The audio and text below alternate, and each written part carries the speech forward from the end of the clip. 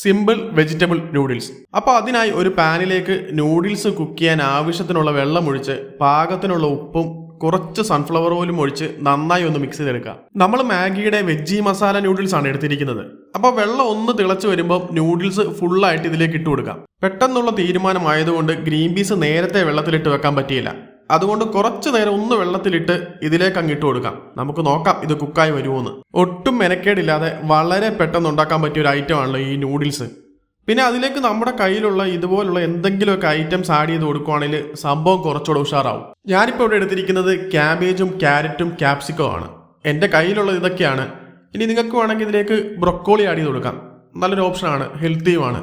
പിന്നെ ഫ്ലവർ വേണമെങ്കിൽ cauliflower add ചെയ്ത് കൊടുക്കാം. പിന്നെ മഷ്റൂംസ് ഉണ്ടെങ്കിൽ അത് നിങ്ങൾക്ക് ആഡ് ചെയ്ത് കൊടുക്കാം. അപ്പം ഇങ്ങനെ നിങ്ങളുടെ കയ്യിൽ എന്തെങ്കിലുമൊക്കെ ഉണ്ടെങ്കിൽ നിങ്ങൾക്ക് അത് ഇതിലേക്ക് ആഡ് ചെയ്ത് കൊടുക്കാവുന്നതാണ്. ഈ ബീൻസ് ഐറ്റംസ് ആഡ് ചെയ്യുന്നതിനോട് എനിക്ക് വലിയ താല്പര്യമില്ല.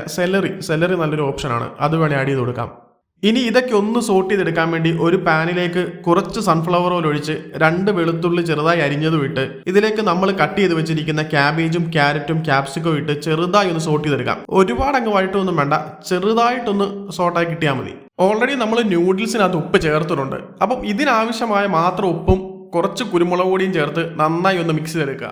കുക്ക് ചെയ്ത് വെച്ചിരിക്കുന്ന നൂഡിൽസ് ഇതിനകത്തേക്ക് ഇട്ട് കുറച്ച് റെഡ് ചില്ലി സോസ്, കുറച്ച് ഗ്രീൻ ചില്ലി സോസ്, കുറച്ച് സോയാ സോസും ടൊമാറ്റോ സോസും ചേർത്ത് നന്നായി ഒന്ന് മിക്സ് ചെയ്തെടുക്കാം.